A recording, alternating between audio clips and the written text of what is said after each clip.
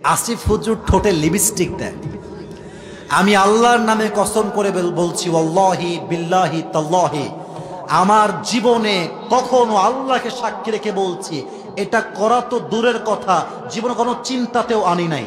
আমার কথা হচ্ছে, যেই মানুষটা আমাকে বলছে লিপস্টিক দেই, তার একটা ছবি আমাকে আপনি হোয়াটসঅ্যাপে পাঠান, তাকেও আমি লিপস্টিক 1 মিনিটে বানাই দেব।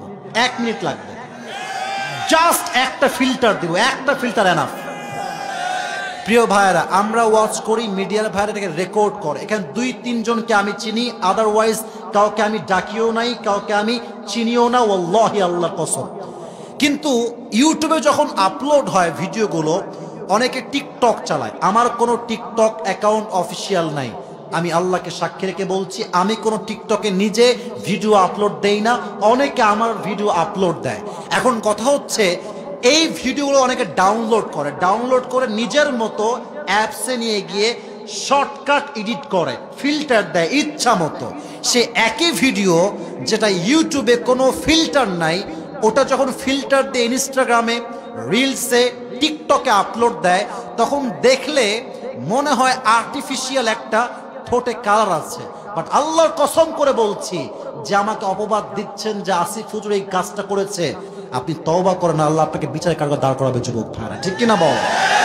তো আমি কখনো এগুলো নিয়ে কথা বলি না।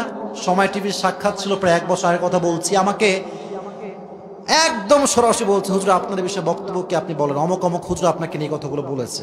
তা আমি অবাক হলাম, যে হুজুরগুলো বলেছে তারাও মিডিয়ায় কাজ করে। বাট সমস্যা কোথায়? আমাদের দেশের সমস্যা হচ্ছে, একজন হুজুরকে যখন হাজার হাজার যুবকরা ভালোবাসতে শুরু করে, তখন ওই হুজুরটা সবার কাছে প্রিয় হলেও হুজুরদের কাছে সে অপ্রিয় হয়ে যায়। তারা ভাবে যে আমরা পড়লাম মাওলানা, মুফতি, মুহাদ্দিস সব পড়লাম, এই সমস্ত করেও আমাদের কোনো মানুষ ভালোবাসে না, দাম দেয় না, এরা আসছে কই থেকে?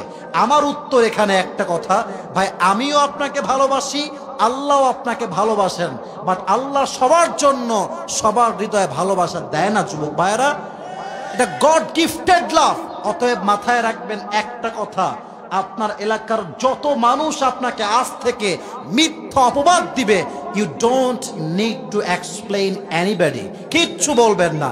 যদি আল্লাহ আপনাকে সঠিক বোঝে, দুনিয়ার কে কি বুঝলো খোদার কসম দেখার সময় আমার কাছে নাই যুবক ভাইরা, ঠিক কিনা বল? নিজে ভালো তো দেশ ভালো, নিজে ভালো তো সমাজ ভালো, নিজে ভালো তো পরিবার ভালো, ঠিক কিনা বলেন? আয়েশার সবর তাকে কোরআনের মাঝে সম্মান দিয়েছে, তাকে নিষ্কুলুষ করেছে, তার সমস্ত দাগকে আল্লাহ নিজেই তার আয়াত দ্বারা মুক্ত করে দিয়েছে। সুবহানাল্লাহ পড়বেন না আপনারা?